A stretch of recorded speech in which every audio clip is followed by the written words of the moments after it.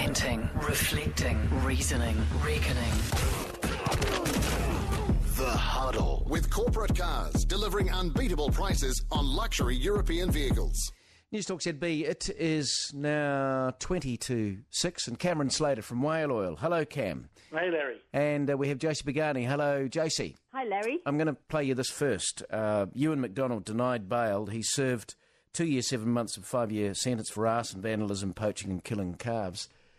This is what his lawyer said today. His lawyer is one Peter Coles. This is what he said. He understands that parole under the Parole Act is a privilege, and that for him it's been refused today, but that's in relation to the offences which he pleaded guilty to and has been dealt with by the court. And when you go away and you write your stories and you file your reports from today, what I'd like you to bear in mind is that there are 4 young children out there, Ewan McDonald's children. They know that he was found not guilty of the murder of their uncle Scott. He's kept in close contact with him. They've kept in close contact as well. And if you're going to throw stones at Ewan McDonald, you just be sure you're not throwing any at his children.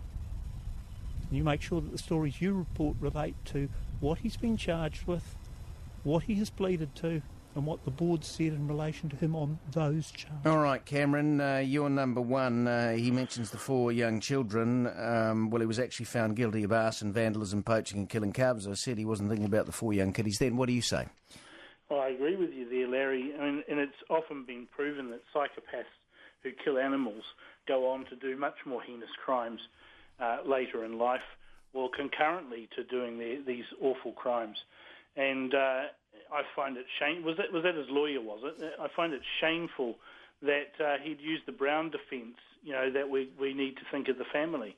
And I agree with you 100% that he certainly wasn't thinking of the family when he was going out on these missions with his little pal, poaching and killing animals.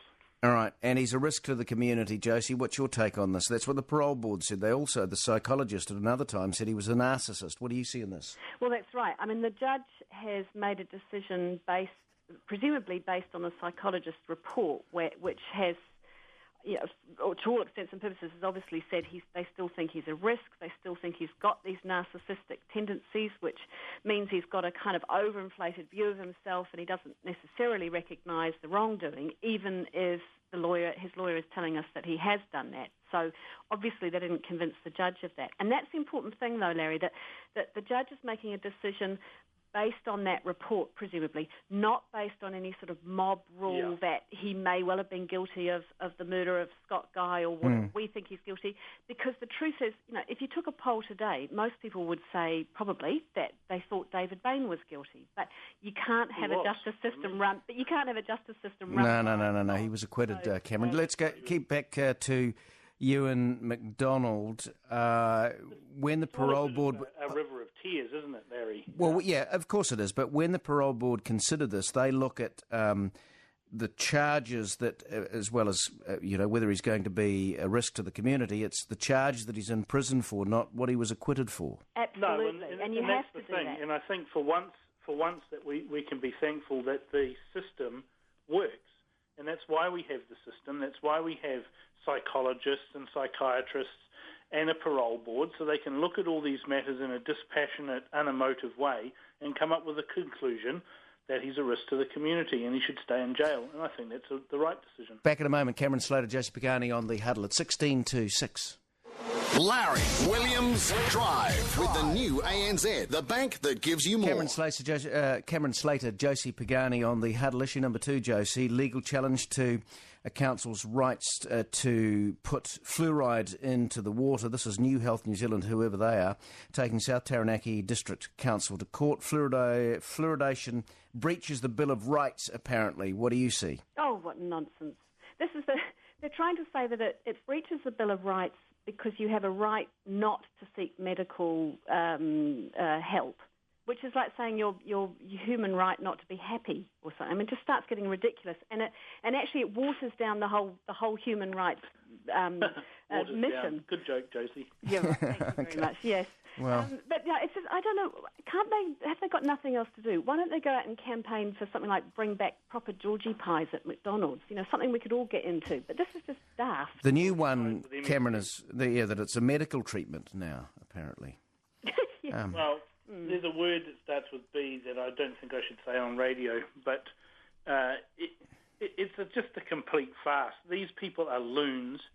They're probably Conservative Party members from the things that were put out on the weekend by Colin Craig, which are just plain nutty. Oh, your coalition partners, Cam.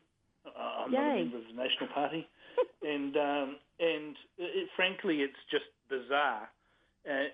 These are the sorts of people that also probably agree with homeopathy. So I'm wondering why they don't just get a thimbleful of fluoride and drop that into the reservoirs and we'll all be covered. Look, they've had fluoride in Hamilton, for example, for over 50 years, and the only health effect that we've had is less tooth decay. Yeah, it's a great health effect, isn't it? Yeah, and that's the whole point, is that it affects poorer people disproportionately because they're the people who can't afford tooth remedies later on in life. So, they haven't thought through the consequences of this. They refuse to face the science. They refuse to face the democratic decision of people that they don't mind having fluoride. I don't know why they're so... Yeah, I think the science has been out on this for some time. Anyway, done and dusted. Let's move on, Cameron. Issue number 3, the deep-sea drilling protesters hanging tough, 110 nautical miles off Raglan. What do you see in all of this? I'm hoping for a real big sort of storm in the Tasman Sea, and that'll see them off in their little boats that are powered by fuel and their plastic, Kevlar sort of sails and all the other things that are made from petroleum that they're out there. I call them Hippy-crites, and that's basically what they are. And we had all these same sorts of loons protesting down on the beach, interrupting people's day at the beach with all of their polyethylene signs and spray paints. And they all, of course, Piha, being 30-odd kilometres from the centre of town, would have had to have driven there in their fuel-sucking vehicles as well. So they are a bunch of smelly hippies, and they're Hippy-crites as well, and they're junking up the sand. And Greenpeace's claims to be speaking for all in New Zealand is not true, and I'll state right now that Greenpeace does not speak for me.